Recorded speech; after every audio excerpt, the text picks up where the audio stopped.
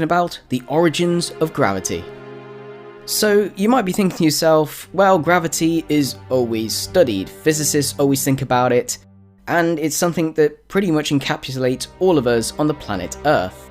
It also seems to dominate our whole universe, with things like keeping the planets in position, keeping the moons around the planet, keeping all the stars together, and also our sun orbiting the Milky Way galaxy. There are also a lot more other things that gravity does that affects our everyday lives and the universe around us. But because of gravity, we don't just simply float off into space when we jump into the air, or objects simply just don't fall from the sky, unless they really want to. But it's great just understanding gravity, but where exactly does gravity come from? How do we really know about the origins of gravity? How does it start? And how strong can it really get? And how does it really work? So we are seemingly bound to the Earth's surface. This is due to an invisible force that we call gravity. To physicists, gravity is one of the most mysterious and unsolved things in the universe, because we just don't have a true understanding of how it really works. Isaac Newton was pretty much a pioneer in understanding gravity. He created the laws of gravitation.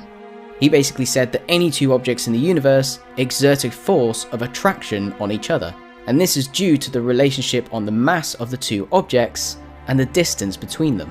The greater the mass of the two objects and the shorter of the distance between them, they will exert a stronger gravitational force on each other. And this can be multiplied to have several objects, so it can get very complex very quickly. A great example of this is our solar system. Not only do you have the sun, the moon and the earth exerting gravity on each other, but you also have all the other planets, the moons, the comets, the asteroids, and all the other garbage that makes up the solar system. And this means that all these objects have an attraction to every other object, assuming that they all have mass. And these gravitational effects can change due to the distance and the mass of the object. So then someone called Albert Einstein came along with his theory of relativity. He explained how gravity is more than just a force. It's kind of a curvature in the fabric of what we call spacetime, where space and time are actually combined into one entity. This was an ingenious idea by Albert Einstein. The mass of an object can cause the space around it to bend and warp depending on its mass. A great example of this is using a rubber sheet and sitting a heavy ball in the center. This heavy ball will warp the rubber sheet.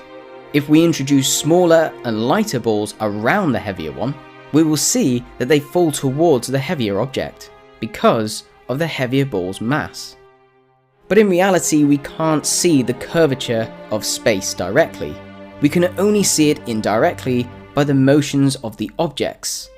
This means that any object that gets too close to another heavier object will be affected because the space that it is moving through is curved towards the heavier object. Another thing that astronomers look out for is a phenomenon called gravitational lensing. This is basically when gravity has an effect on light. A great example of this is a large galaxy or a cluster of galaxies. This can cause a straight beam of light to curve around these large objects, creating a lensed effect. But looking at them even closer, you can see that the light actually curves.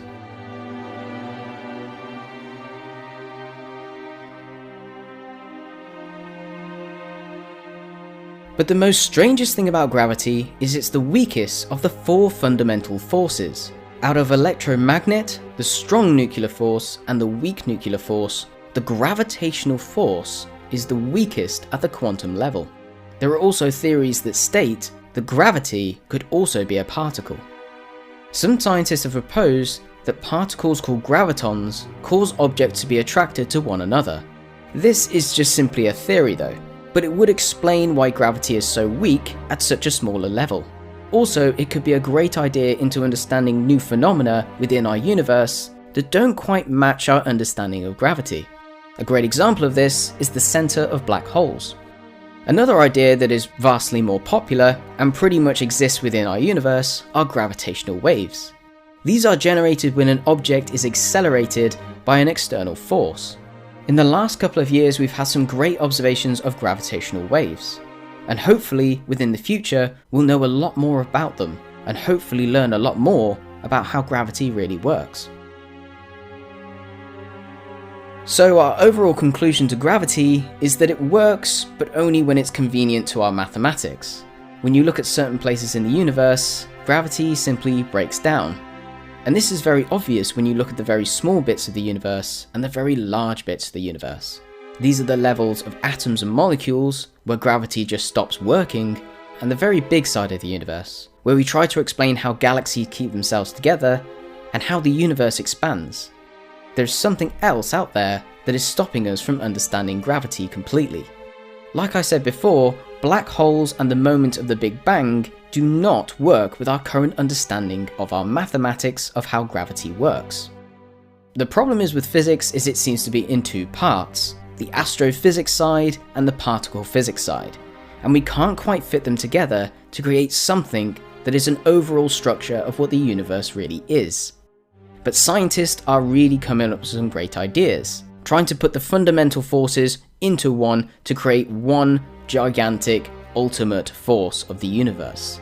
To be honest, that sounds rather familiar to a force that we all know and love. Our current understanding of the universe allows us to build upon of what we already know. Like I said before, we know what's wrong with the universe, but we don't know how to figure it out. But there are some great theories, some great experiments, and some great minds really trying to tackle the problem of the origin of gravity.